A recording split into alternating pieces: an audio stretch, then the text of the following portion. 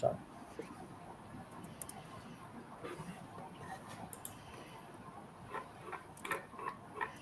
We are live.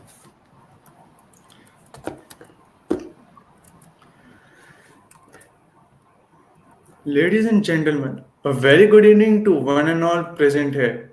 I, Shikhar Pathak, core member of AWS User Group Dehradun, along with Vinayak Sharma, are excited to welcome you back to day 3 of our AWS Generative AI Bootcamp. So let's start with today's session where we promise even more as we delve into the AWS Bedrock and Foundation models. Thank you all for joining us on day 3. Before we commence this remarkable journey filled with insights and learning, I invite Vinayak to initiate the session by introducing our esteemed speaker. Thank you, Shikhar. It's wonderful to see everyone here today. We are now set to dive deeper into the fascinating world of AWS Bedrock and foundational models. Today, we are honored to have Mr. Stephen with us. Stephen is the academic developer advocate for the UK and Ireland at AWS, bringing a wealth of knowledge straight from University College Dublin, County Louth, Ireland. His expertise in bedrock and foundational models will provide you with invaluable insights. Today, we have an exciting agenda lined up. Starting with insightful discussions, Stephen Howell, our AWS GenAI expert, will introduce you to AWS Bedrock. He will help you explore its key features and capabilities and guide you on how to use foundational models in AWS Bedrock. Now I request Mr. Stephen to address and start. We are all ears. Let the venture begin. Thank you very much for that intro, and I really appreciate it.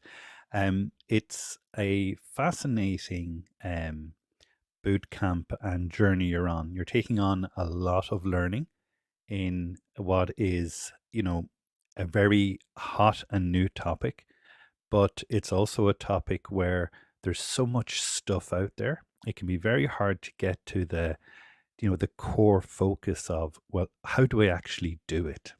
And I'm very lucky in that my job, I'm a developer advocate, and that's a funny title. But my job is to make it easy for developers to achieve more with the technology that AWS makes available. And that means hopefully today this will be a really interesting and useful session for you. So, as you heard, I'm Stephen Howell. I am Irish, which is why I have this unusual accent. I'm sorry if I'm hard to understand. Sometimes Irish people speak very fast. So if you don't understand me, I don't mind being told to slow down, okay? I can do it if you tell me. Now, I also don't normally dress like this for doing presentations, but after this session, I'm actually going to a funeral. So that's why I'm dressed so formally. Usually I'm wearing a t-shirt, a sparkly t-shirt with AWS written on it, or a hoodie. But today I'm dressed up for a funeral. So I'm going to be mostly talking and demoing today. I'm not a slides person, and I know some people love slides, but you may have heard of this very worrying condition called death by PowerPoint. And I'm not sure if anyone has ever died from too much PowerPoint, but I don't want to discover that I'm responsible for any death by PowerPoint. So my preferred way to do this is to demo, show the technology, and talk about coding. Now, if you're not a coder, don't panic, don't leave.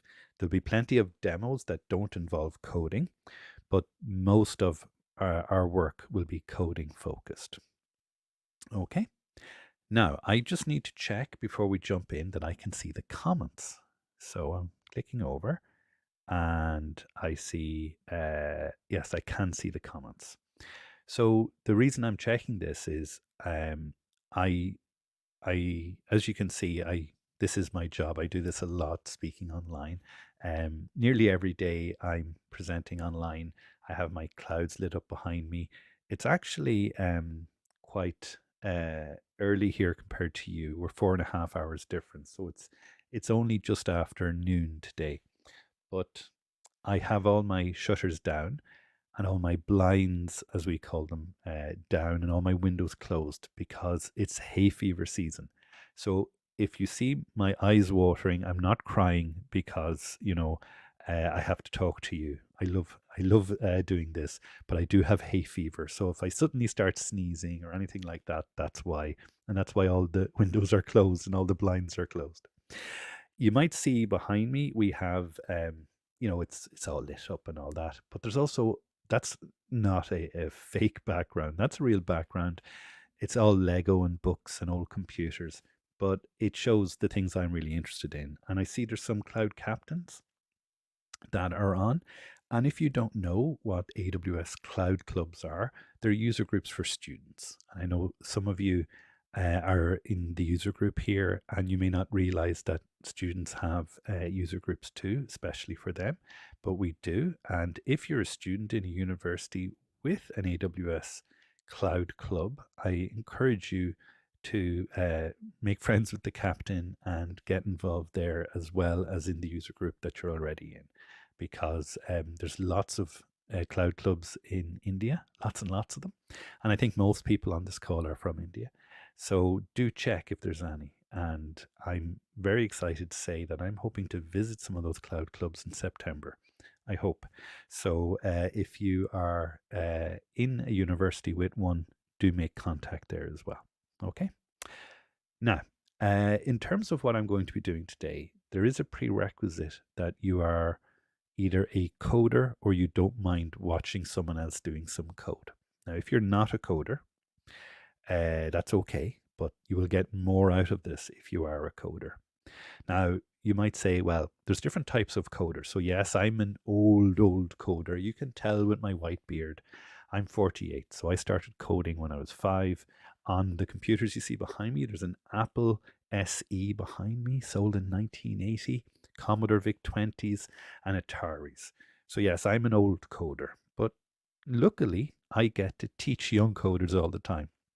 So I've tried to keep up with all these newfangled things like the internet. I'm not sure it'll ever take off, but I hear the young people talking about it all the time. So I'm not going to do C++ or anything too advanced today. We're going to do some nice Python. Now, if everyone on the comments tells me, we hate Python, we don't know Python, I'll do something else. But I hear students like Python, so that's what I'm going to have to do. Now, I was very lucky, okay, and unlucky, depending on how you look at it. In the demo today, you're going to see that the way I do things is sometimes old-fashioned, because, like the way I type prompts, I use punctuation. I say please and thank you. You might say, why is he saying please and thank you to the computer? I mean, the computer doesn't care. Well, maybe that's just because I'm old, and that's the way I learned English long ago. And you might laugh and say, well, maybe your coding is old fashioned as well. And it probably is. When I write code, I was lucky that I had an uncle from America who was a coder. He was actually the first person employed as a coder in Ireland. So he was married to an Irish girl over in America who was my aunt, and she convinced him to come back to Ireland. And he, was a coder, and it was the first person we'd ever heard of in Ireland whose job was software developer. So I was lucky that I got exposed to coding when I was very young. And, I'm an autistic person, which means, there's certain special interests and topics that I'm very interested in.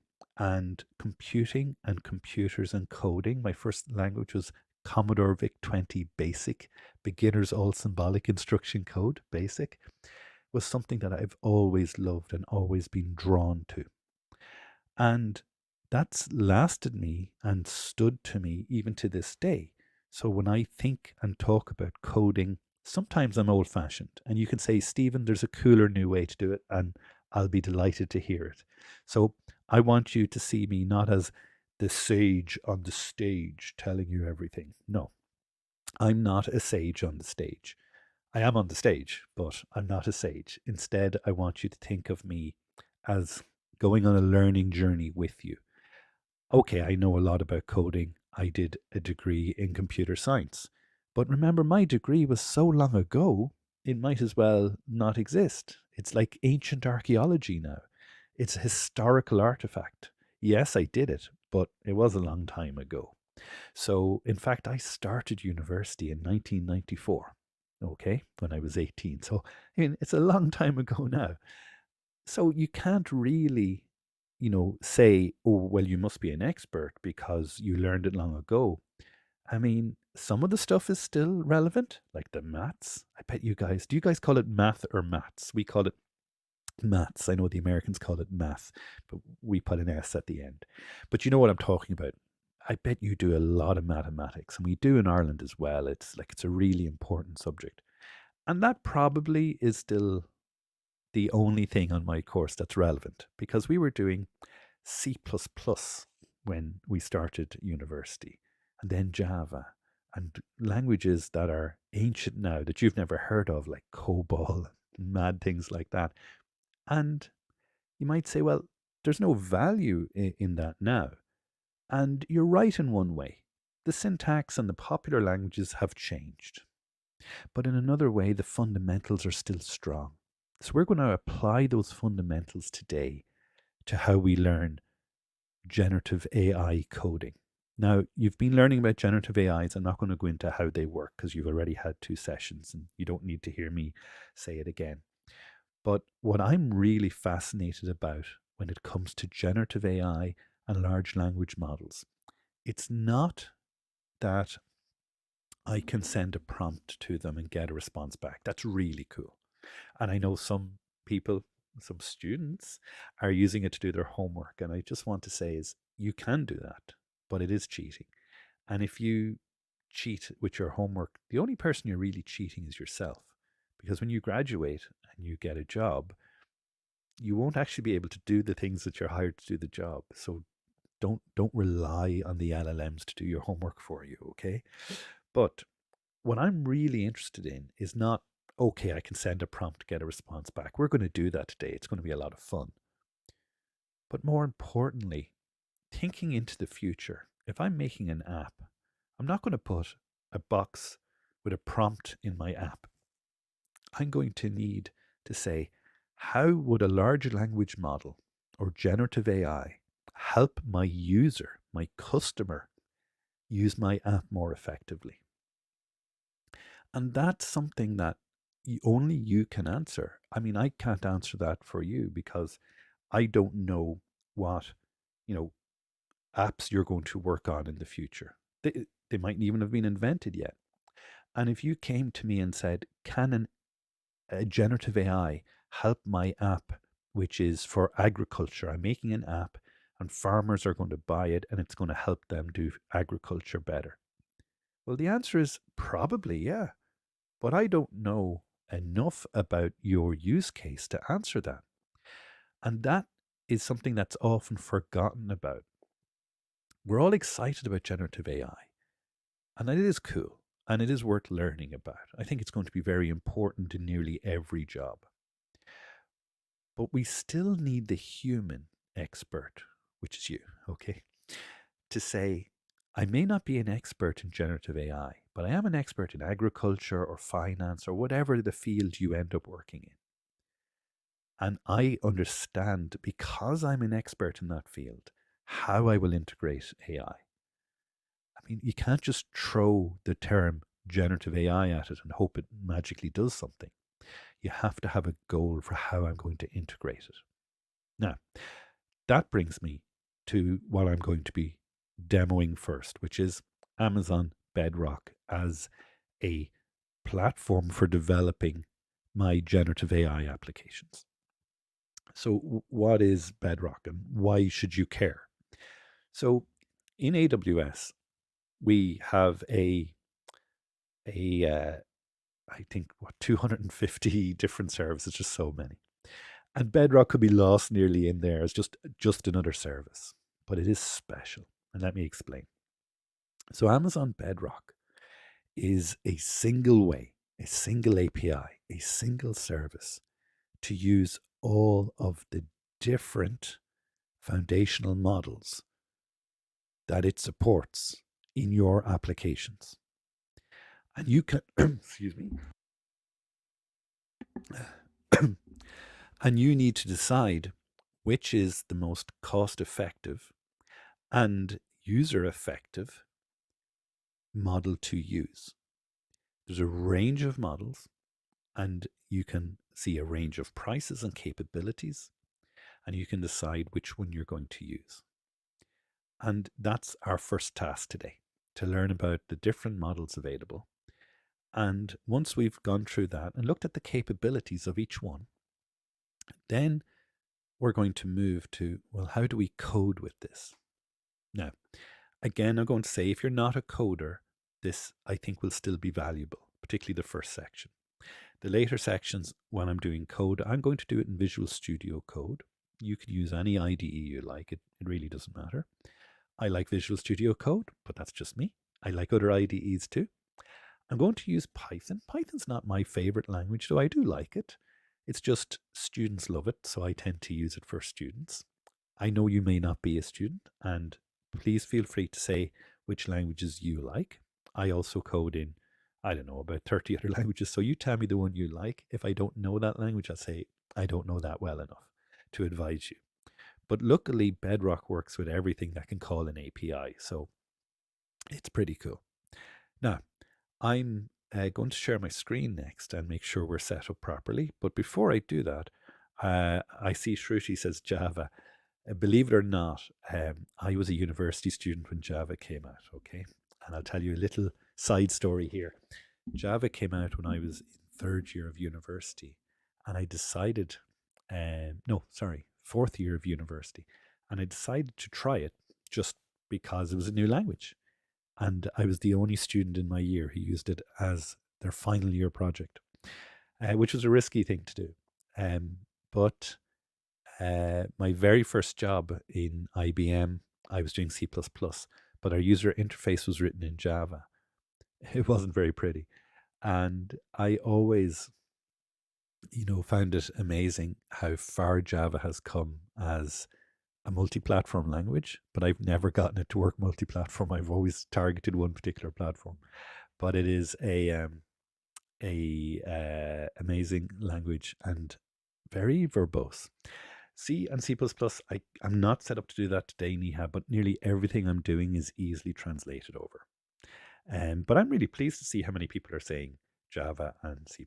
So maybe we'll do a future session with a C and C++.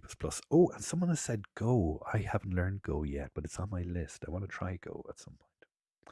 Okay, so folks, thank you for those comments. I really appreciate it. I'm actually quite pleased to see how many people say C++. I think that's particularly an Indian university thing. They're still teaching C++. A lot of places don't teach it anymore. That was my native language. That's what I learned in university. So there you go.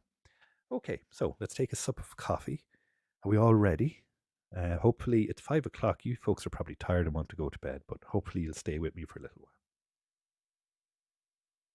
while. Okay, so let's see if I'm allowed to share my screen. I think I am. So present, share screen. Share screen is easy as 2 monitors. I know StreamYard. I know. Let me share my screen. We'll share this screen here. And hopefully you can see a web browser. Yep, you can, with my AWS console. Now, I'm not sure how many of you are following along or just watching. If you're following along, tell me. If you're just watching, that's okay. You do need to have your own account or is it WizLabs account? I'm not sure the right way to pronounce it. Wiz Labs. They are supplying, I know, some sandboxes for some people. If you're just watching, that's okay too. You're allowed to do that. I'm not going to have a quiz and say, where are you watching it? So Rashi, you can't use the free tier for some of the models, but you can check and see which models it supports. Coffee coders. Well, I'm not sure I'm a coffee coder, but I need coffee to do anything. Some people I hear take drugs to help them code, which I'm shocked by because, no one's ever given me any drugs, and I've never taken any illegal drugs, so I don't know if it would help me be a better coder. But coffee is my drug, so I'm not recommending you try to take any drugs to help you code. But I've heard people do it, but I don't think it's a good idea. Now, folks, for what I'm doing today, I am not sure if the region that you are in has had AI features released. And I see there's a question from a man here which says, is Sonnet 3.5 available yet? It's available to customers, but I'm not allowed to demo it because it's not available to me yet.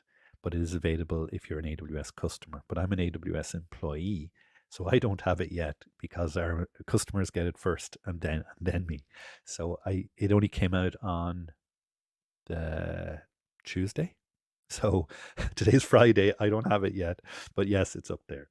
There may be a quiz today, but I'm not going to quiz you. Okay, so I'm not going to pick on someone and say, "Are you paying attention?" All right, but I'm sure there is a quiz. How do you get Wiz Labs access? That's a question for the user group lead, not for me, because he's in charge of all that. Now, the first thing I want to show you is, and you can check this yourself. These are all the regions I have access to. So I think Mumbai is probably closest to you, though I'm not sure, but I think so. And if I switch to Mumbai, I don't actually have access to Bedrock in Mumbai. I'm going to find out now, can I get it? But it may not actually be available because it rolls out at different times. So for instance, in Ireland, for legal reasons, it's not available. But in Oregon, US West, that's where I use it.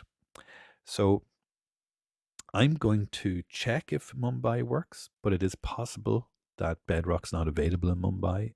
And I've never clicked on this before because I've never been to Mumbai. So I'm going to click this and see what happens. So I've switched my region. If you're wondering what's just happened, I've switched my region to the Mumbai region, which is officially, the code is AP-South-1. So I've switched to Mumbai. And I'll wait a moment to let folks, and I'm going to just zoom in to show you what I'm going to do. Actually, I'm not going to zoom in that way. I'm going to zoom in this way. There we go.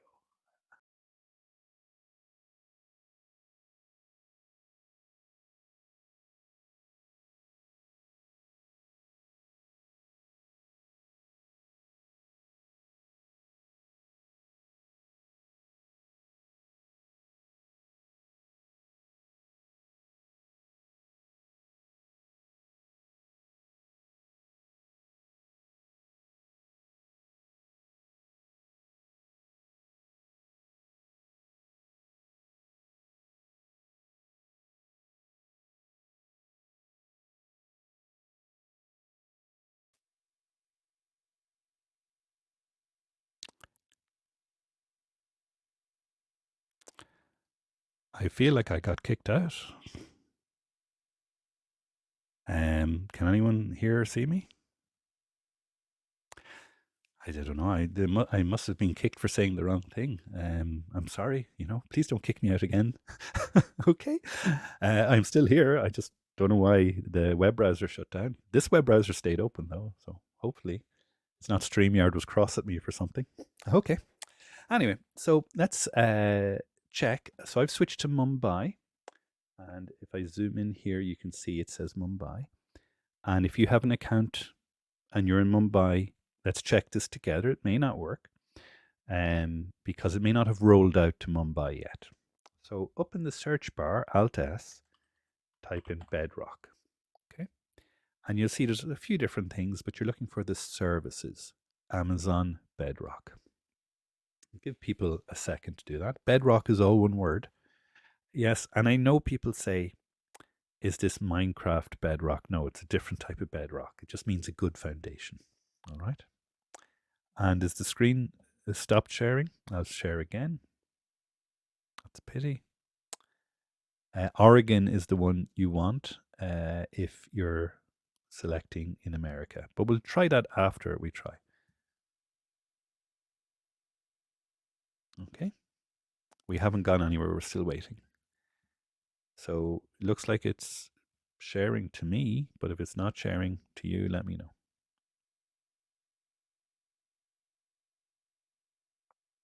Maybe it's tired. It is after 5 o'clock, Great. It is visible again to some people anyway. So you're looking for Amazon Bedrock. Okay. And when you find that, click on it and let's see if it's available in Mumbai. I'm going to find out now with you. So it comes in, it says, what is Amazon Bedrock? The easiest way to build and scale GenAI applications with foundation models. Now I'm just going to check, did you learn about foundation models in a previous session? Because if not, I'm going to tell you about them. But you may have already learned about them. Let's see if anyone already knows what they are.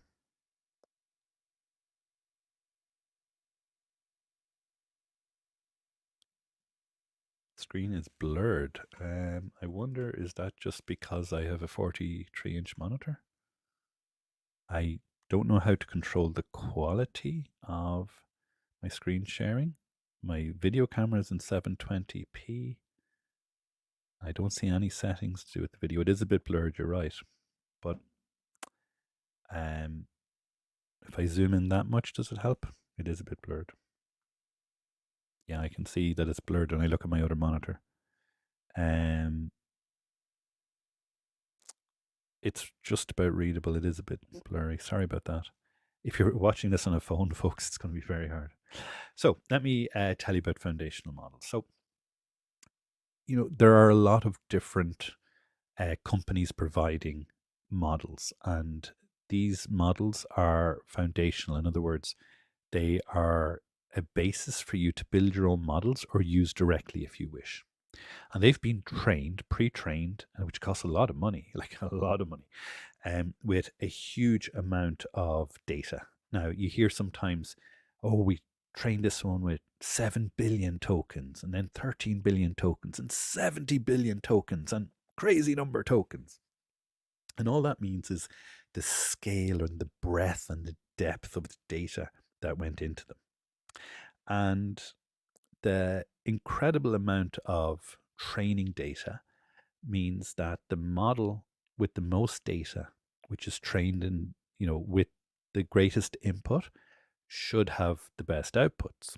But sometimes the data may be bad data. It could be poisoned data, and that can result in strange results. Now, some of these models are only available from the people who make them. For example, if you want to use OpenAI's model, you have to go to OpenAI. You want to use Google's model, you have to go to Google. But some models are available to anyone who wants to use them, but that means you have to have a very powerful computer. Like if the computer on your desk can run a foundational model at high speed, then you have a hell of a gaming rig. Okay.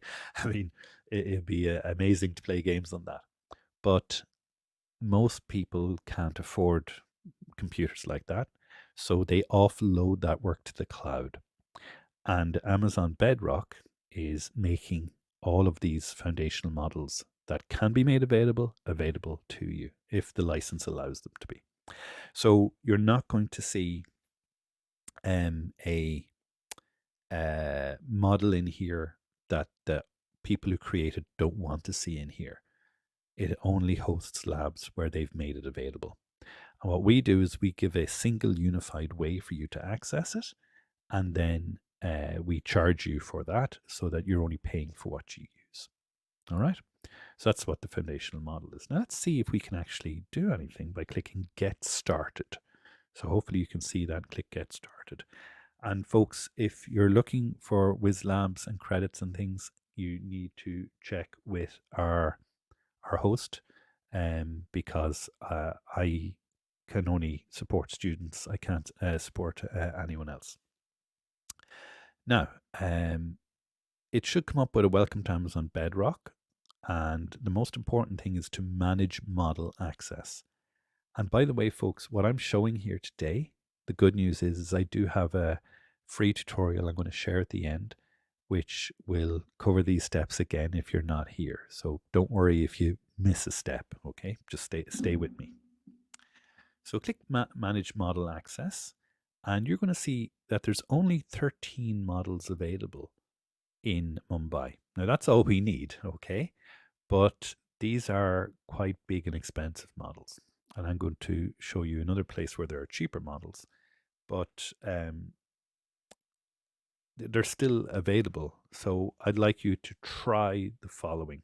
Now, I just want to warn you that what's about to be tried may be blocked based on your account and whether it's a paid account and so on.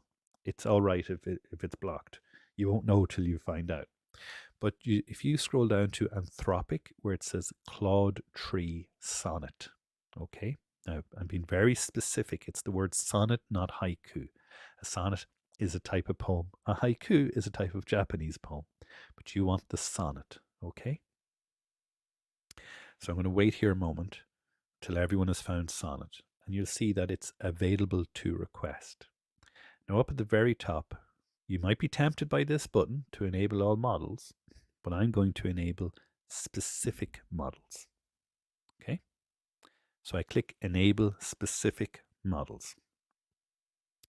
And then I scroll down to Claude Tree Sonnet. Now, this might work for me because I'm an employee, and it might not work for you because, or some of you, because they decide, no, you can't have it. I just don't know. Or it might not work for me because it goes, he's in Ireland, not Mumbai. You know, I don't know, and there's no way for me to know, unfortunately. But we'll find out together, and it's okay if this doesn't work. Okay, so we click Claude Tree Sonnet. By the way, Claude Tree is made by Anthropic. I love Anthropic's Claude Tree models. They're the best models I've used, beating every other model I've used. They're really, really good. So there's also Mistral, which is made by a French company, very good in French. I don't have much French, so I won't be using that. If you want to use Meta's models, I actually don't use Llama much. I haven't had much success with it, but it's a different type of model for doing different things. There's also Cohere. I haven't used Cohere. And then Titan, which is models made by Amazon. All right. Now, so I've just selected one, and folks, please don't select all of them because I don't know if it'll allow even one. So just select one, click Next. And it says, are you sure? And there are customer agreements, and there's a cost to using these.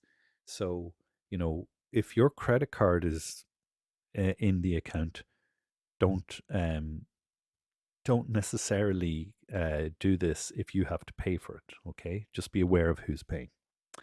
Now, I just see there's a question. Is there a difference between models? Yeah, and we'll be talking about how to choose the right model. There's two things you take into account: what the model is designed to do.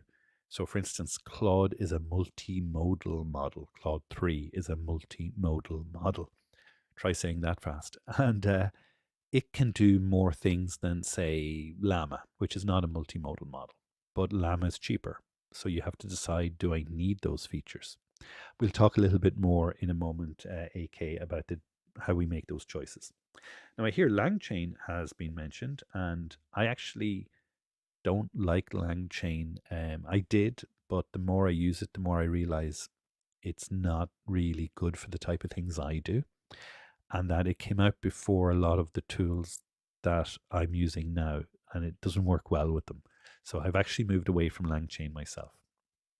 And what is Claude? Claude is just the brand name for it. It's a French name, I think. It's French originally, and it's a brand name. Yep, there should be a use case page. Now I'm going to go to submit, and it may specify what are you going to do with it, and fill it in that you're using it for learning. And they may say no. They may say yes. That's what I put in. It's not asking me now because it knows me already. Now, it's already granted access to me, but that's fast. Usually takes a while. So fill it in honestly. Say you're a student. It may reject you because you don't have a credit card in your account or something like that. But again, everyone's account is different, so I don't know until you try it.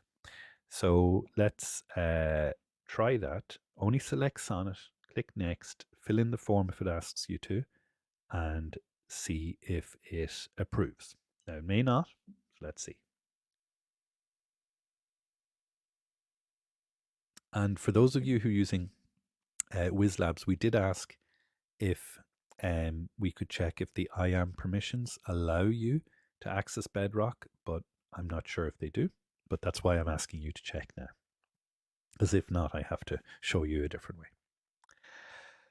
So while we wait to see if that gets approved, I'm going to switch over. You don't have to do this, but I'm switching over to show you US West Oregon.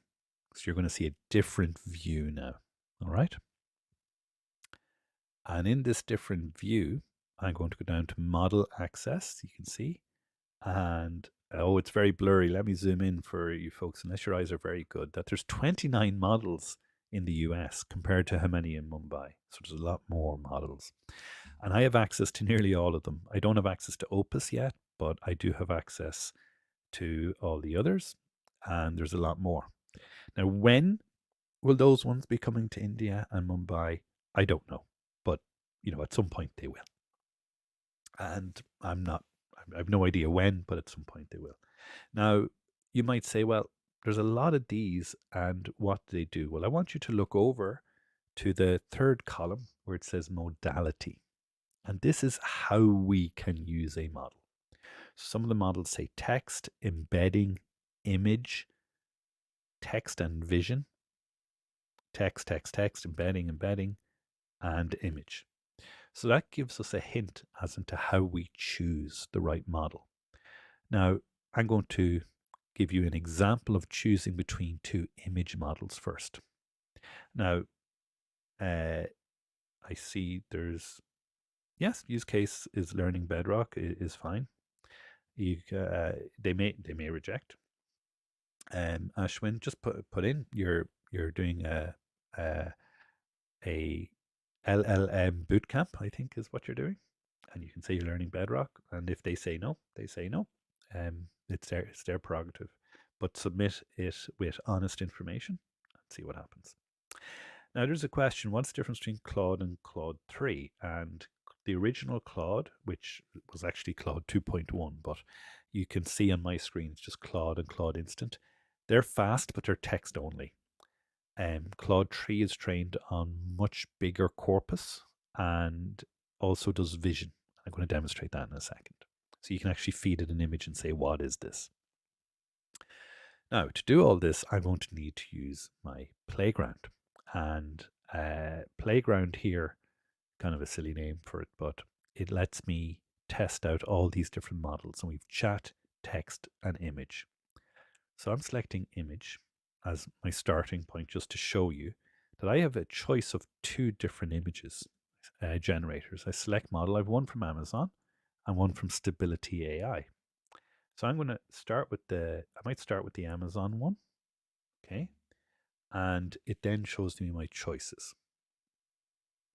Yeah, Rupa, good use case is learning Bedrock. So my action is generate an image, remove an object from an image, replace an object, or replace a background. I'm just going to generate an image. I can have a negative prompt. That's things I don't want to see in the image. I can select the orientation. So is it landscape or portrait? I can select the size. Now I'm purposely going to make this the smallest size possible and the number of images to just one. Okay. The prompt strength is 8. That's how closely it should adhere to your prompt. And then the seed is just a random number, so just set a tiny number. Then I'm going to type my prompt. I'm going to say a painting of sunset in. I know I asked how to pronounce this, but I'm afraid to pronounce it in case I get it wrong. So, okay, Dehradun. So a painting of sunset in Dehradun. Now, I've never been there, so I don't know what the sunset looks like, but I want a painting of it. And I've selected the smallest image and only one. You see, it still takes some time to generate it. Now, is that a good painting? I don't know. It looks more like a photograph to me, but, it's an image. So if anyone knows, is this a reasonable image, a reasonable representation of it? And I can generate variations, remove it, replace an object, and so on. I can even download it.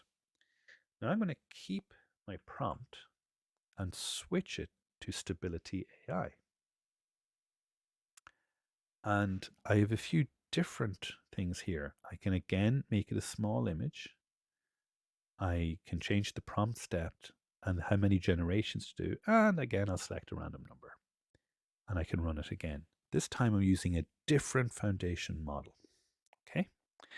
And this foundational model is made by a different company and it gives me a completely different image.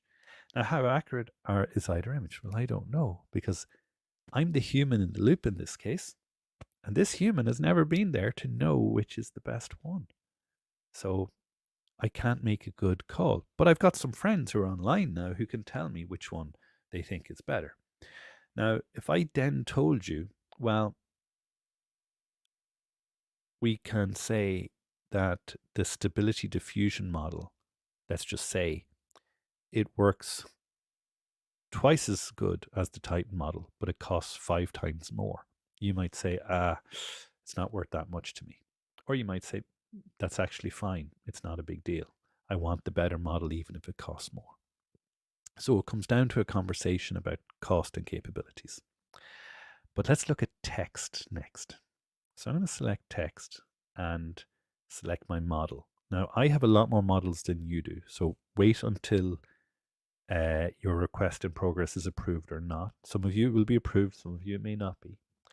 I'm going to select Anthropic and I'm going to select, we're going to start with Claude 1.2. Now, Claude 1.2 is a text-only model that has a context of 100,000 tokens. That's how much it can remember about what's going on in the conversation. Remember, the first ones to come out that were publicly available had context windows of 1,000 tokens. So 100,000 is quite a lot. Now, the prompt strength someone is asking is, how creative should we be and how much should we adhere to the prompt that was given? So for instance, if my prompt said, show me a picture of Antarctica in the South Pole, but no penguins, it's quite possible that because of the training data, most of the pictures have penguins in them. So penguin might sneak in. So I might first increase the prompt strength to try and convince it that there should be no penguins. And if that didn't work, I might put it into the negative prompt. In other words, definitely no penguins. But it can still be hard if you don't do that to ensure that there's no penguins.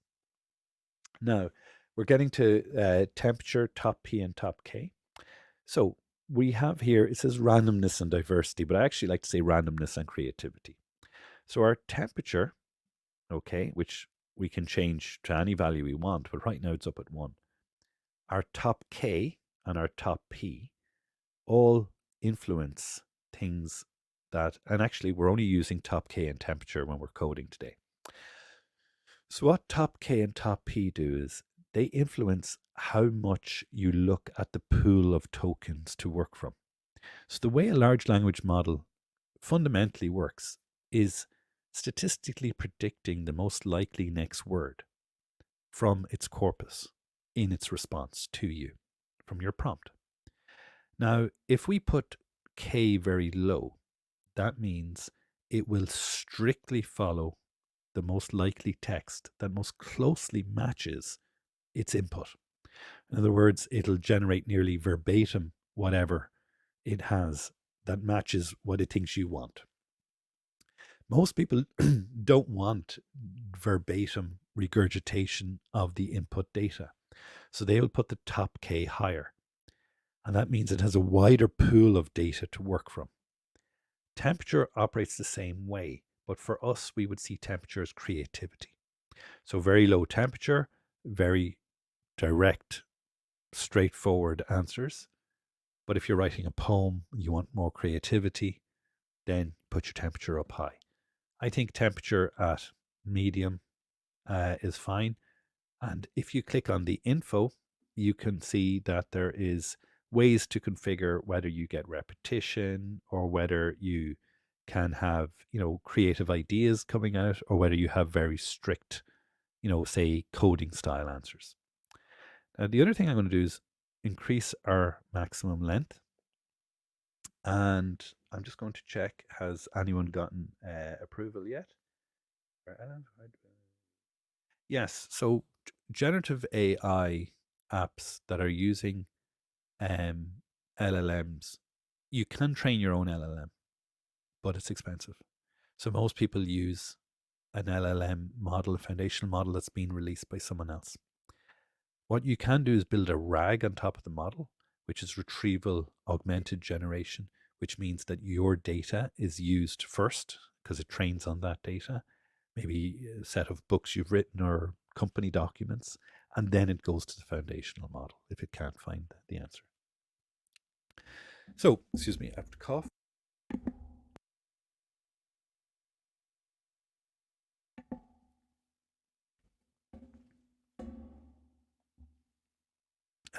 So, what I'm going to do is something that you've probably done with LLMs is write a prompt. So I'm going to say, let's do a coding type prompt first. Write a Python script to sum all the integers from 1 to 20 inclusive. Okay, so I just made that up. And if you hit run, it generates a script. So the script comes first and it's in Markdown. And it says sum equals 0 for I in range 1, comma 21. So that's 1 to 20 inclusive. Sum plus equals I, print sum. Now, even if you're not a Pythonista, that code looks good to me. It looks correct. And it then has a little explanation explaining. Now, I'm going to then ask it, what will the answer be?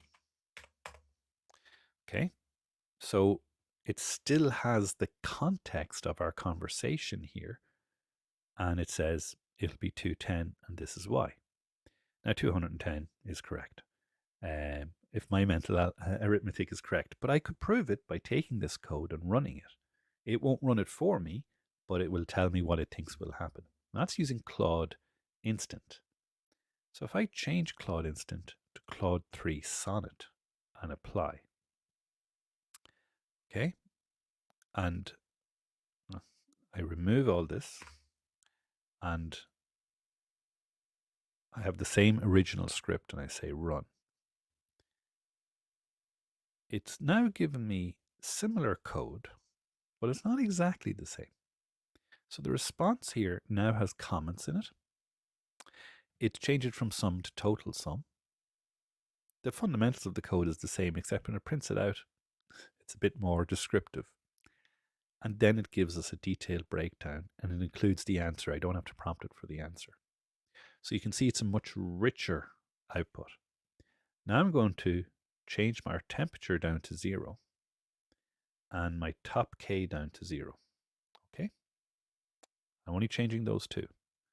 Removing all of this, delete, and I'm going to run it again. So I'm going to ask the question again. Okay. And because it's a straightforward question, I get the same answer because there's a very definite answer. There's slight changes, but it's a very clear answer. Now watch the difference when I write this. Write me a poem about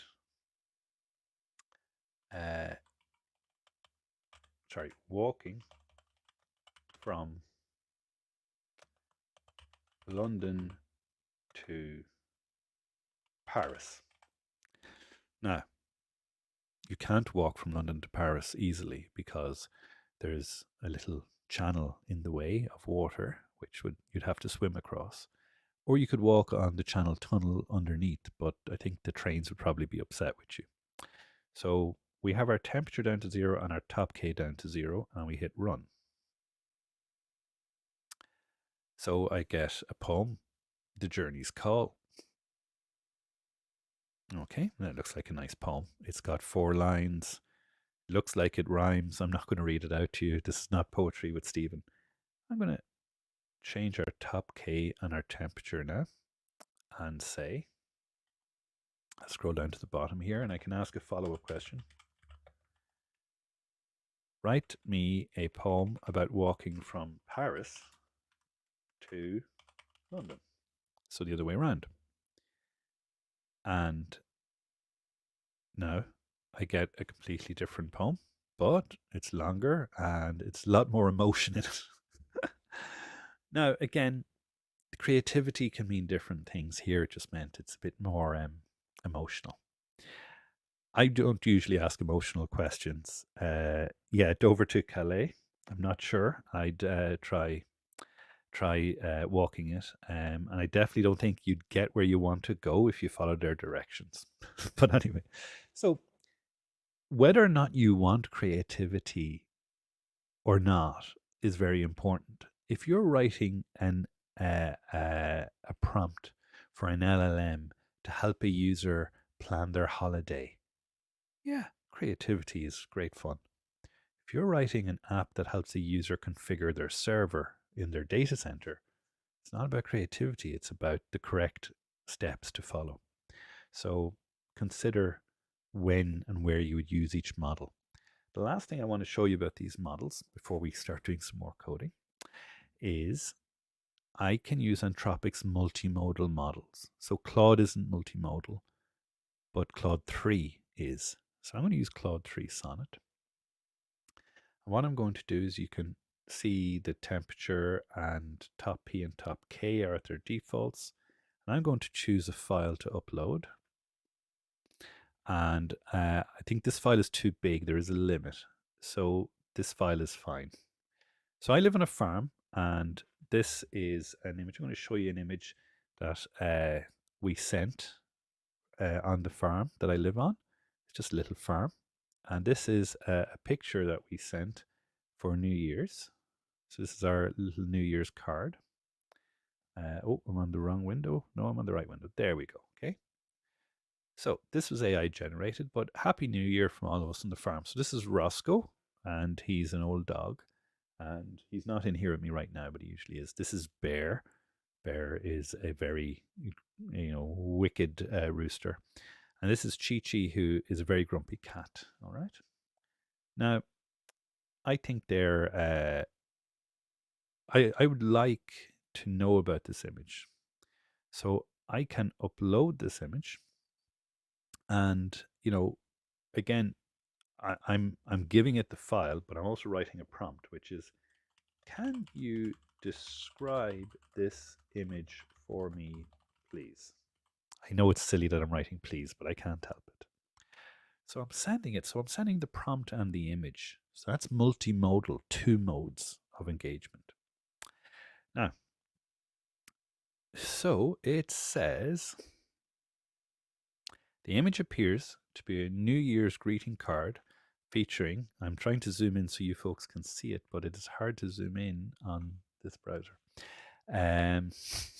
At the center is a golden retriever dog with a friendly expression next to a rooster. In the foreground, there's a tabby cat lying down. The text is Happy New Year from all of us on the farm. And isn't it lovely? It recognized everything. Imagine you were building an app for blind users that could analyze the images when people haven't put alt text in. This is much more verbose than our machine learning models that we had in the past for doing that. And you might want it to not be verbose. So we might upload an image. So I think I have an image of Molly. Where's Molly? I thought I had an image of Molly here to test with. I don't see it. Oh, maybe it can only use certain types of images.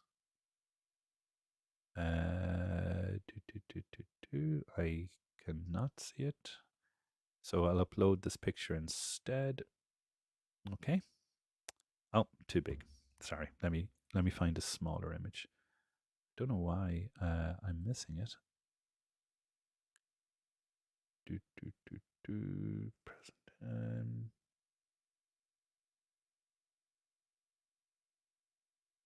I appear to have lost the image that I usually use. Oh, maybe it only takes certain types of images. That's a pity.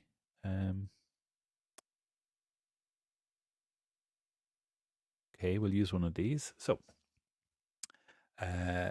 here's an image, and I'm going to say, describe this image for alt text, be brief and concise. Okay, so if you look at that image, hopefully you'd say it's an eagle, but you might say it's flying or something like that. And it gives me a fierce looking bald eagle soars with outstretched wings, its talons extended against a cloudy sky background. That's pretty close. It's not as verbose as the previous one. Can you be more concise? And let's see what it comes back with.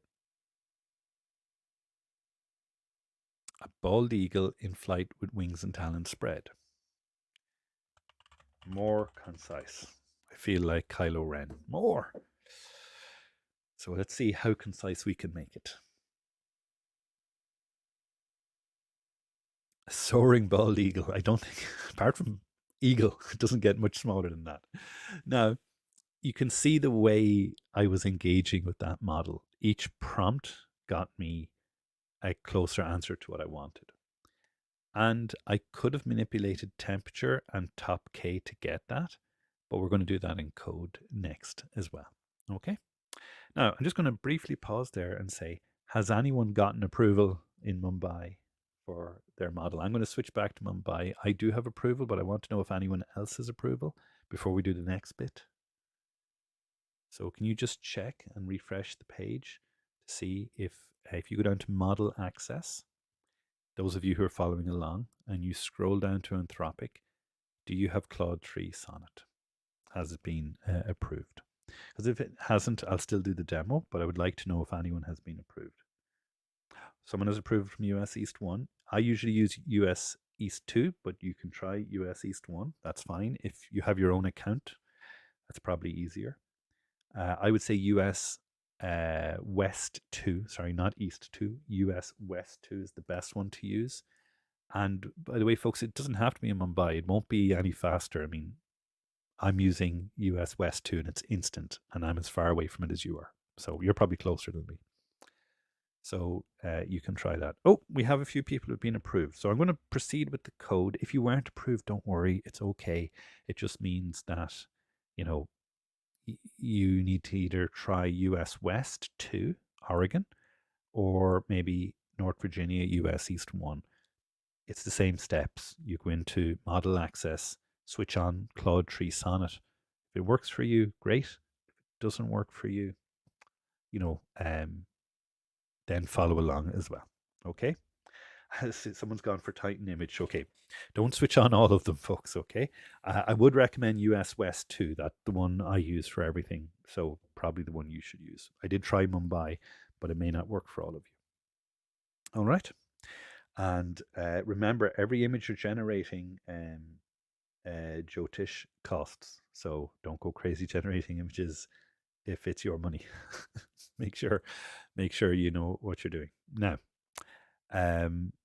at this point, can I proceed? Are there any questions before we start looking at the coding?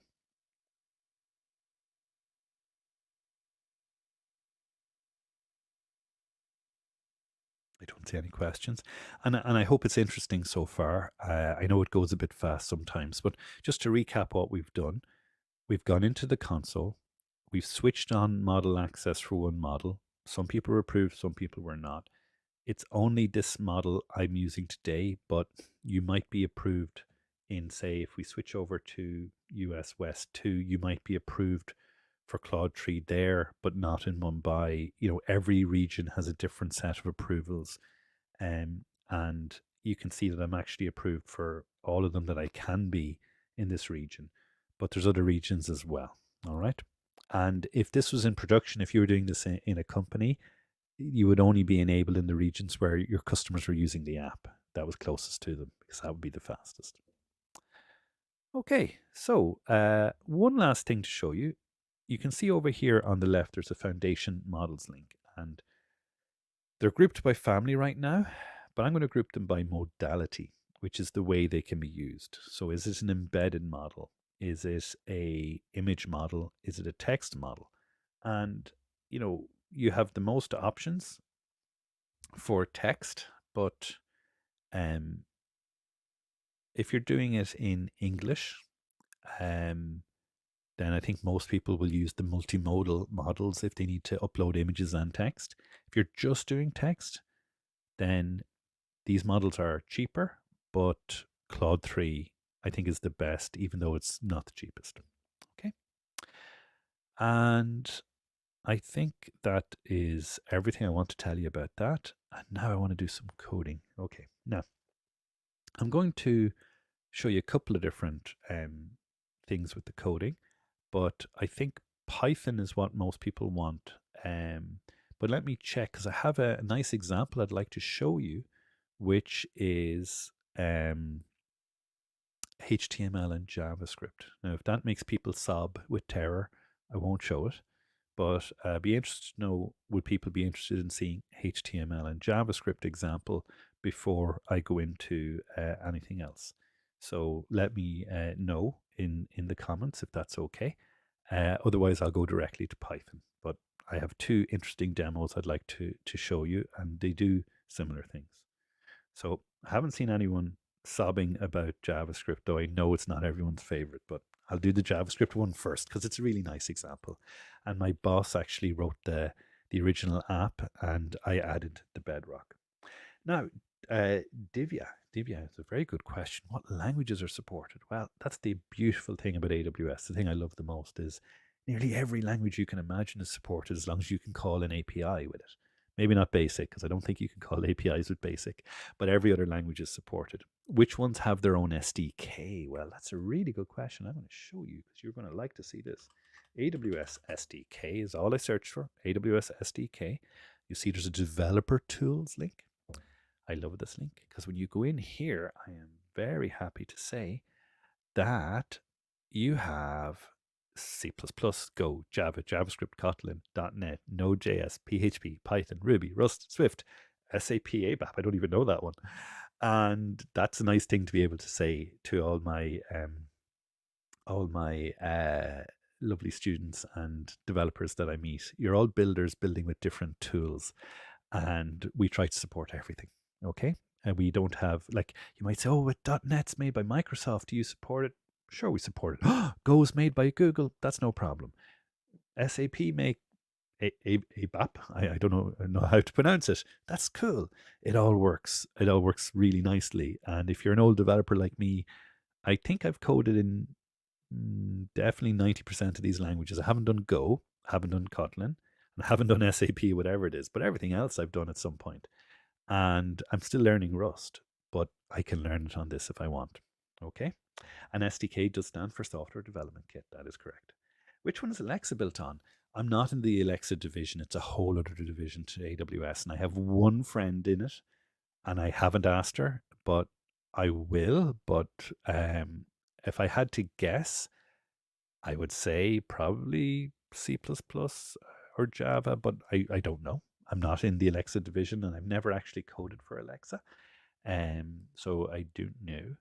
But if the Alexa team send me some Alexas, I'll learn to code on them, but I don't have any. So I don't know. So if you are a coder, though, and you go in here, you will see that they have all sorts of tools and SDKs and everything, and absolutely everything that you can be, you can get deep in this stuff to your heart's content. And it's, oh, I haven't seen the ultimate cheat sheet, but I will click on that some other time. And everything is there. So whatever type of coder you are, there's probably a solution for you. Now it's time to do some coding ourselves. So to start with, I am going to give you a link. I'm going to share a little link with all of you. And let me get the public link because I can't remember it because I'm old and I can't remember things like that. But I'm going to open it up for you now and you'll see it. So building machine learning enabled web app is not it. This is the one.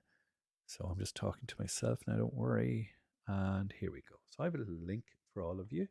And I said I'd give you, oh, sorry. That is, don't do that. Do that, yes, there we go. Now, I'm going to just drop my screen went blank there. We're still all together. I'm going to join this chat. No, it wants me to connect to YouTube. So I'm pasting this in the private chat, and I'm going to ask the host if he would share this link with all of you that I've put in the studio chat, because I don't want to sign into YouTube just to make a comment. Okay, so now if you go in here, you'll see that this is for after, but I have a web app focused lab and tutorial. Usually you'd be doing this hosted by an event for me, but if you have your own account, you can do this. Thank you for posting that in.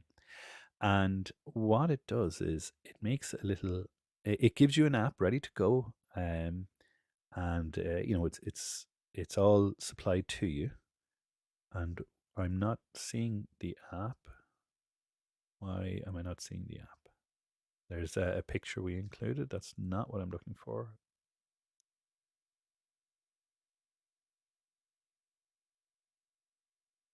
Let me scroll down to here, and here we go.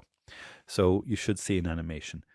So this guide will show you how to build an app that gives you an affirmation. And this is something I told the user group leader I was going to share with you, and he said that was okay. And I'm going to not ask you to build this, but I'm giving you all the code here.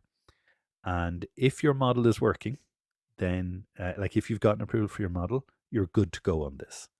If you haven't gotten approval for your model, then just watch what I'm doing right now, okay? And then there is some Python code I'm going to share with the user group as well. I haven't published this code yet, but it's just for today's demo. It's very simple. I will be publishing it, but I haven't yet. And I'm going to share it with you so that you can do a little challenge at the end. Okay. Now, by the way, this is all public and free. So if you click that, it should open for you now. The one thing you will notice it says is that this is a hosted event, which you're not in, because this is a different type of event, a user group event. So ignore those bits and just proceed with your own account. Okay. Now, let's open it up. So I'm going to go over to Visual Studio. I'm going to open up a new window, and I'm going to show you how I set this up so it'll work. Because you might say, well, like, how do you actually set it all up, Stephen? And I'm going to open from my recent, because I've had this opened recently. And this is it, I believe. That's not it. That is the wrong thing.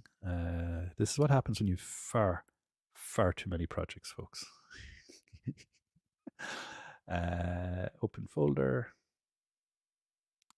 And it's, this is it.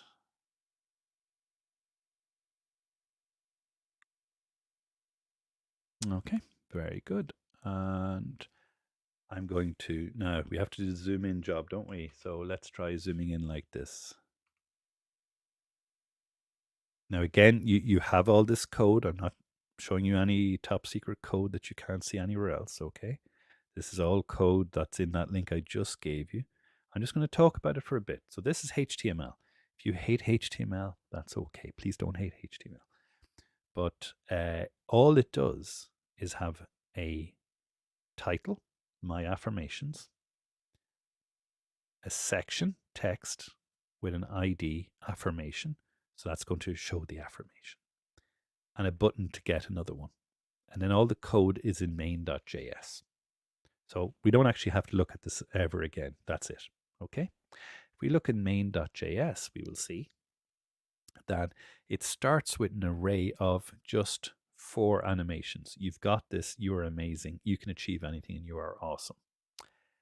Now, if your job was to have an affirmations app, you might say, I don't know how to increase the picture quality. It looks good, but blurry on my screen, but readable. I've zoomed in quite a bit. If you still can't see it, do let me know. But don't try and copy this, like copy and paste it from the tutorial. But just I'm going to show you the the code, when you fetch a new affirmation, it just picks a random one. So there's no GenAI in here at all. And how would we add it? Well, the first thing I'm going to do is I have to add some access keys so it can access it. So this access key is out of date now. I have to add a new one. So I'm going to do that. And if I click over here, I need to change this code to work with it. I don't have any way to increase the bit rate, but if the folks who are hosting the event can do that, go crazy. I make the font even bigger. Okay, I hope that's easier to read. I can go even bigger, but it's getting hard to see it all on the screen if we go that size. So hopefully that helps. Sorry, folks, about the size of the screen. Now, I need to get my new code. So the first thing I need to do is get my special account permissions. And to do that, I'm going to copy them. Now, you could steal these, but they're only going to be valid for a few minutes. So please don't steal them because, that would be very naughty of you. But I'm copying these and then I'm bringing them over and putting them in my code. So I'm switching over to this file and I'm going to, I wonder, does that work? Okay, and I copy this.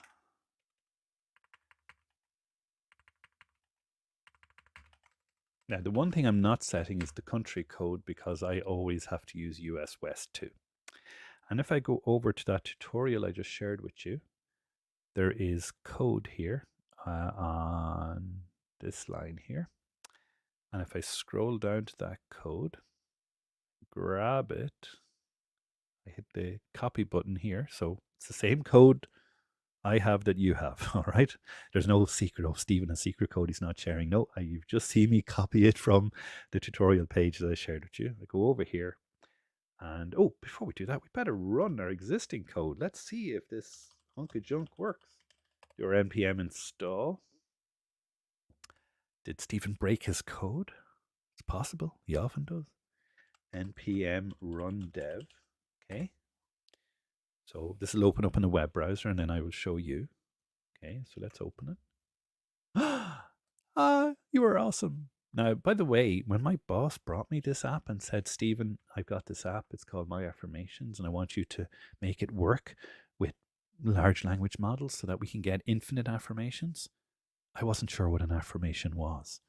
See, I grew up in Ireland, and in Ireland, we don't have affirmations where you tell yourself good things. Instead, we had parents who said, if you don't work hard, you're going to be in serious trouble. And that was our affirmation. It's a bit different from, I think, the American style of parenting, which is all about, gentleness. I'm not sure about how your style of parenting goes, but I'm trying to be more American parent than Irish parent with my own kids. Anyway, so it says, you are awesome. And I can hit this, but I quickly exhaust. How many do I exhaust? Yeah, quickly exhaust all 4 options. So let's go over to the code and let's completely delete that code and paste in our lovely new code. And I'm just going to tell you what this new code does. I'll stop this down here. Tell you what this new code does. So the new code is only 85 lines. I'm going to close this so you can see all of the code at once. Okay, so it loads in a Bedrock runtime client and an invoke model command from the SDK, which I downloaded earlier. Okay, when you do your install, your npm install, and you don't have the SDK installation will happen automatically, though it is possible to go and get it separately. That's fine too. So here's my prompt. Are you ready for the prompt, folks? Give me an affirmation to boost my motivation today. Referencing plants, animals, or flowers by adding emoji. Don't show the prompt, only the quote. Do not add anything here like, here's an affirmation. Just return the affirmation alone. Now I had to add those bits at the end. Then the code goes as follows. Now I actually have simpler code coming up, so don't spend too long on this code. It says, we're using Anthropic's Claude version 2. we are the human, you are the assistant. We are sending a sample of 1,000 tokens, temperature is medium, 0.5 out of 1, and stop, then the stop sequence, in other words, when I'm talking to you, is when it says human. Then we invoke it, in other words, we call it, and we wait for our response to come back. And when the response comes back, we rip out the little bit of text we want, which is the completion bit, and we show it. And if it didn't work, we show an error because we might have a bug. That's it, folks. It's kind of easy, isn't it? Not much code there. And I'm going to show it's even easier in a second. Now, if Stephen hasn't broken his code, which, you know, it wouldn't be the first time, then when we rerun this app and wait for it to start, it has to start it up. Oh, sorry, it's loading. And you are growing into your best self each day. Go away. Keep reaching for the sun. It's even got little emojis. So does that, hopefully that affirmation you like. I live in Ireland. We don't see much sun. I'm not sure that would get me excited, but maybe the next one will. You go through what you go through. Stay rooted and bloom. I quite like that one. That's a nice one. Okay, so folks, this is a lovely little app, okay, because it just has one task. Go and get me a new affirmation whenever I want it. And the code is really short. And I'm really happy to be able to say that that link I gave you has step-by-step instructions on how to do this, including setting all of the things you need to do. What you will need to supply is an account where you've been approved to use Claude. And if you're not approved, you will need that account. Okay? Now, you can't connect VS Code to the Work Studio Jyotish unless you're in a hosted event, which means I'm hosting you at an event. I'm actually doing an event in Nepal tomorrow with this, but you need to use an AWS hosted event. An AWS employee has to set it up for you. And I can only do that for students. So if you're a student, talk to your local cloud captain. If you're not a student, then talk to your user group lead about how you get access to accounts. Okay. Now, I have a few minutes left. Okay. And then I'm going to there's a little challenge coming up for you folks. So I want to show you a little Python. Okay. Are we okay with a little Python? So we've had the JavaScript. Now that was dinner. Now let's have some dessert. Okay. And we'll close that over there. And I need to zoom in a lot for you folks, don't I? Yeah. So let's go oh, too much. So let's show you my Python code. Okay. So this, do I need to zoom in a little bit more, folks? Or are we able to read that?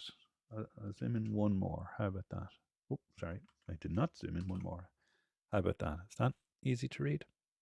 Now, folks, you're all Python heroes, and I'm just, Python baby, learning Python, but I like it.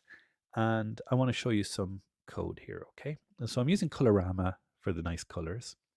I have a generate conversation method. You remember we were talking about temperature and top K, so we can interfere with those if we want. But down here, we see that Bedrock client in Python has a converse or conversation, and we specify the model, all the messages it needs to know so it can respond, the system prompt, which overrules, the sort of ground rules for everything, then our configuration, which we specified up here, and finally, any additional fields, which is only top K. And then we return the response. You'll see, remember I told you to use Sonnet 3? That's because this is the Sonnet 3 code, and I wanted you to be able to use it too. I'm going to give you this code. Well, I'm going to paste this code into the chat in a minute. But you'll see, first of all, on line 28, our system prompt. You are a helpful AI assistant. Okay? Remember this. Because that's a nice system prompt, isn't it? The message starts off as an empty list. Then we use the Boto tree. Boto is a type of dolphin, and Boto tree is our Python library. And I've specified it to always be US West 2. Now you need to change this. I'm going to put in a comment. Change location to wherever, that's not how you spell wherever, is it? I'm not sure. Wherever you have approval for Sonnet. Sorry, Claude 3 Sonnet. So if you don't have approval for Claude 3 Sonnet, you can't run this. But if you do, change it. Now, I only have it for US West 2, though I do have it for Mumbai now. I wonder. Try it for Mumbai. No, I'm afraid I'll break it if I try it for Mumbai. We'll try for Mumbai if it works. Okay. Then we say we're going to use the Bedrock runtime. Then we say welcome to the AI conversation. Now I'm going to change that to the UG. Now spell this Dehradun Bedrock conversation app. Okay. Type quit to quit. The input is in green what I'm typing. If I type quit, it says goodbye. Otherwise, it appends this to our message list, has a little spinner using Halo library. It then prints the output. Well, it waits for the output and then prints it. The rest is just boilerplate error stuff. Now, to make this work, I'm going to need to do a couple of things. The first thing I need to do is make sure I've got my credentials set. So folks, I'm just going to grab my credentials. Again, I have to change these after this video because you could be copying my credentials and then I'd be very sad. But I don't think you're going to do that. But, security first. So next is I have to then go to run it. So I do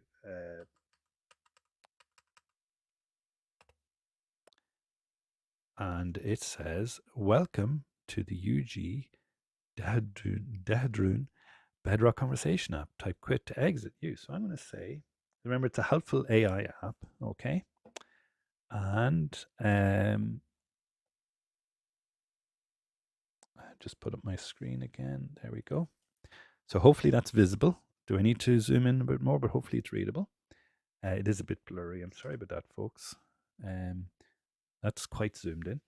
So what will I ask it, folks? No, can anyone give me, like, I'll make up something, but if you have something you want me to ask it, you can. So I'm going to say is, tell me about, I am thinking of taking a holiday there. Okay. So it says, right, Amazon Bedrock's thinking about that. Okay. It's really Claude 3 Sonnet it's thinking, but Amazon Bedrock's helping it to do that thinking. Oh, okay, I better scroll up. That's a bit too much. So it says, okay, here's some highlights that might help you plan a nice holiday. It's the capital city of the northern Indian state of hard word to pronounce. It's located in the Dune Valley in the foothills of the Himalayas. Wow. Climate, moderate climate. I like the sound of that. Winters are quite pleasant. Attractions, natural beauty, adventure activities, shopping, food. Obviously, as you can tell, I like my food. Now, I didn't know I was going to ask it that. And you folks, if you ask it something, I'll ask it, okay? Now, it may not know the answers to everything. So let's try and trick it, will we? I'm thinking of flying to Narnia. Does anyone know where Narnia is? What flights should I take and where should I go when I am there? Now, does anyone in the chat want to tell me why I can't fly to Narnia? Like, will my passport not be good enough to get into Narnia? Has anyone heard of Narnia? So let's see what the Bedrock thinks of me flying to Narnia. Well, it says, look, unfortunately, it's a fictional place. And the Chronicles of Narnia by C.S. Lewis, yeah, it's an imaginary world. You go there through a magic wardrobe, so there are no actual flights, okay? But then it goes to tell me more about it, okay? Because it is helpful. It's telling me these are the places you might visit. And, it's nice. You can't literally travel there, but you can be immersed in it. That's not very nice. That's very helpful. Now, folks, let's ask it one more question. So I'm going to say, I am wondering about penguins. Are there any penguins in India?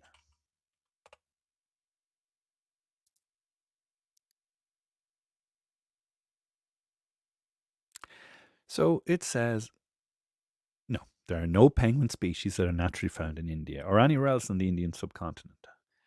This is why, okay, they're found in Antarctic regions. And, you might find some in New Zealand, Australia, South Africa, Chile, and Argentina, some species. India's climate and geography is quite a bit different. You might find some in the zoo, maybe, but that's it. And in their natural wild state, no, you won't find them. Now, folks, I'm going to stop the program here by typing quit. Okay, and this is the final bit of my demo, and this is a little bit of a challenge for you. So I'm going to change my system prompt. See right up here, the system prompt? You are a helpful AI assistant. Let's change that. You are a sarcastic AI assistant. You are a very sarcastic AI assistant. Okay? That's all I'm changing. All right? You still with me? Go back down. We'll run our program again. And I'm going to say, I'm wondering about penguins. Are there any penguins, can't spell penguins, in India? Press enter. Thinks about it. Okay. And it's not being sarcastic at all. So I obviously have made a mistake. I'm going to quit and fix my mistake. So I said, you were a very sarcastic AI assistant. Please answer all questions sarcastically. Okay. So let's see if that fixes it. Are there any penguins in India? Bedrock snorts. Of course there are penguins in India. Haven't you seen them waddling around the Taj Mahal in their little tuxedos? They're the official greeters for all the tourists. I hear they even do a little dance if you tip them well enough. So folks, we've turned Sonnet and Claude and Bedrock into a very sarcastic tool. So I will definitely undo that because I don't want sarcastic AI. But I just do Control Z until I get back to helpful AI assistant. Now, folks, for your apps, I've just done this in Python. I'm going to share all of this code with you now. What you need for this code to work is the region settings for, the access key and secret. Now, I usually explain to students how to do that. But if you are in a user group, you probably know how to do that. And you can definitely ask the other user group folks, how do you set environment variables? In this case, you can just set the environment variables where you're running Python, or you can run AWS configure and set them for your whole account. I'll leave it, that aspect, to the folks who know what setup you have.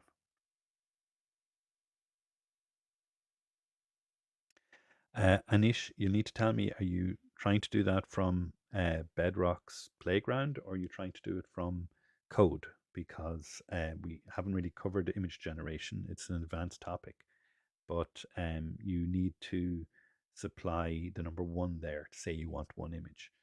Okay? And it's expecting 1, and you gave it a string. So check if you've inverted commas around your number. Finally, the other thing I will say is your user group lead is going to set a challenge today or a quiz or something. And one of the things that you can experiment with is changing the system prompt and changing the model used. So if you don't have access to Claude 3 Sonnet, but you do have access to Titan or one of the others, you can change it, but you have to change it there. And you can find all of those codes in the docs, so they're all available. And it's 2 p.m., so I'm going to stop now. And Anish, if the playground is not working, check you have access to the Titan image model. Now, you don't connect VS Code to the Bedrock model. They're completely, or Playground, they're completely independent. You can just use this code. Now, I'm going to share this code. Will I share it as a file, or how should I share it? I'm not sure. But Lakeitha, what are you searching for? What do you need? If you explain, I will try and share it with you. So I think that is our coding done for the day. Well, for me anyway. But for you, we have to make sure you get this code. So we will start with this code. So this is just some throwaway simple code for you to test out, but there's a few things you have to change.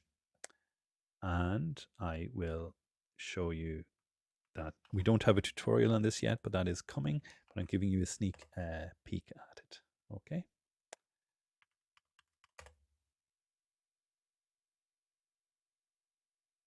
And I will send this, I'll drop this code into Slack so that the user group lead can share it with you. I hope that's okay. Because I don't have an easy way of sharing with everyone. No easy way I can think of anyway. And let's see if we go to here.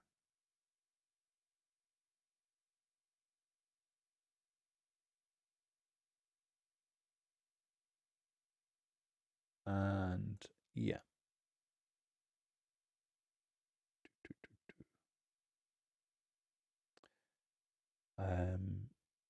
Here we go. I'm going to share this with you folks as well.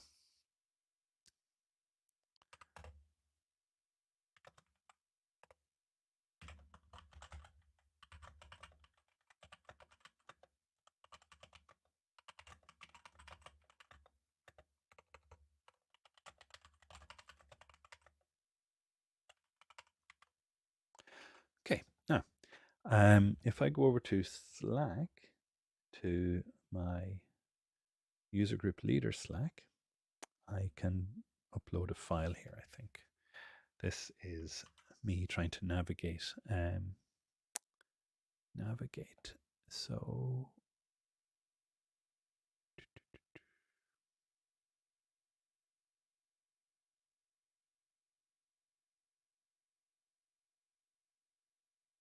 So I've sent that now. Hopefully you can download that file and share it with folks. So folks, this is just a little sample that I've just been showing you. I wrote it this morning, but I will be generating more code and more tutorials to help you. If you've enjoyed this, I would love a couple of things. Let's see now. So I need to find where's my StreamYard screen? There we go. So, folks, I'm going to finish up now and hand over to the bosses. I see that someone has access to Titan Image Generator and Sonnet, but the playground's not letting them generate it. Can you take are you able to paste in a screenshot to show me, Anish, what's happening? Thank you for the feedback. I was going to ask two things of folks, if you don't mind. You don't have to do it, but if you're on LinkedIn, I would love if you would connect with me on LinkedIn. Okay. And I'm going to put my LinkedIn in the studio chat in the hope that someone there will share it with everyone else. So I'd love you to connect with me on LinkedIn and tell me you're at this session so I know you're at this session. The other thing I would love to say is, I appreciate being over here in Ireland and, far away from India, you tuning in, especially at it being so late. It must be, very late at night and you're probably tired, and I appreciate you joining. I know it's not always fun doing these things, but hopefully you learned something and you enjoyed it. I appreciate you joining anyway. If the user group lead shares a survey for feedback, I always love to get feedback on how I can improve. And please do fill in that survey for the user group. If they don't do it, that's fine. But if they do it, please do fill it in. And we do appreciate feedback. And finally, if you are learning about this stuff and you make something really cool with Amazon Bedrock, I'd love to see it. I'd love to hear about it. I think you're going to have a challenge to make a screenshot of something you do today. Some of you won't be able to easily do that because you don't have access to the models. And unfortunately, I can't wave a magic wand and give you all access to the models. It's a pain. I wish I could.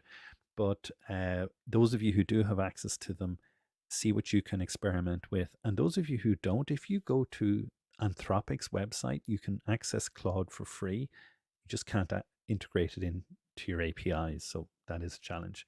But hopefully you got to see what Bedrock can do and the approach AWS are taking to generative AI, which is there's all these cool models, but how do you get them into your code? And we saw today with the JavaScript, the affirmations app, and our sarcastic AI assistant. Don't tell anyone about the sarcastic AI assistant. He's very sarcastic. And folks, I'm going to stop now. The website I've pasted in, if you scroll up, you'll see it. And it's just a tutorial for the affirmations app. And folks, I think that is everything I can think of telling you. And you're probably fed up hearing me and want to get coding. So I'm going to hand over to the user group lead now. And I'll just finish by saying thank you so much for hosting me and letting me speak to you all. It was a real pleasure. And thank you very much for the invitation. And thank you very much for listening and being a good audience. And I look forward to getting your LinkedIn requests. I get a lot of LinkedIn requests, so if you can, tell me you're at this session. Okay? And that's it for me, folks. So I'll hand over now to the hosts. Thank you. Thank you so much, Stephen. It was lovely connecting with you. Your valuable insights and everything has been a great experience so far. And talking to the audience, to ensure your attendance in the session, scan the QR code or fill the form given in the chat. Okay. So while the audience is at that, Stephen, I wanted to ask you, how did you feel like interacting with the young minds of India? Well, I have 148 user group captains who are students around the world. And I think 44 of them are in India. And I always love speaking and working with the Indian student population, and Indian developers generally are always so nice and polite. It's always a pleasure when I get to speak to them. And students in most countries are very nice and polite, but particularly in India. I think Indian and Irish people have a lot in common. The way our schooling is, the way our parents are, and the way we approach things in life, I think is very similar. And we have similar histories, believe it or not, which is amazing. So it's always really nice to get to speak to an Indian audience, and the best thing is an audience that are actually interested in hearing what you have to say. That's always the best. So thank you for being such an excellent audience. And I'm just going to see.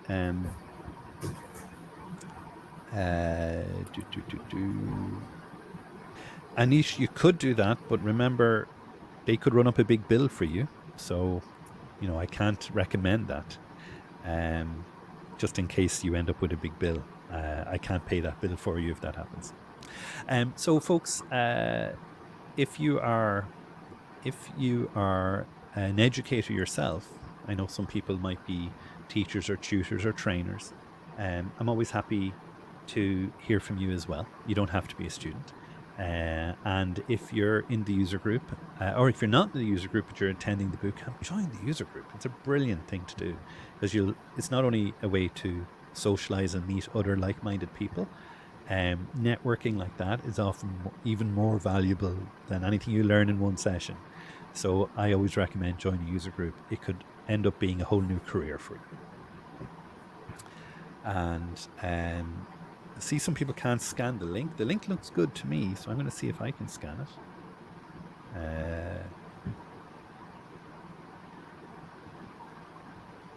And yeah, the link scans for me.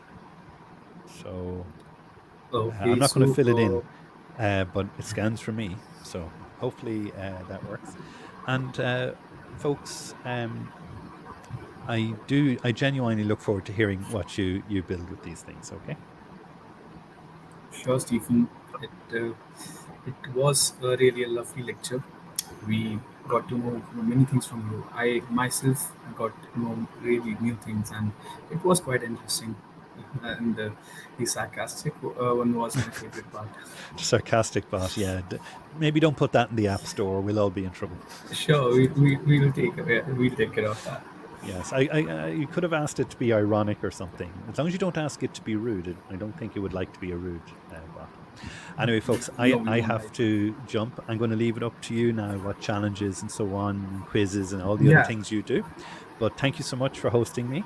And I look forward to seeing those LinkedIn requests later on or over the weekend or whenever you get round to sending them.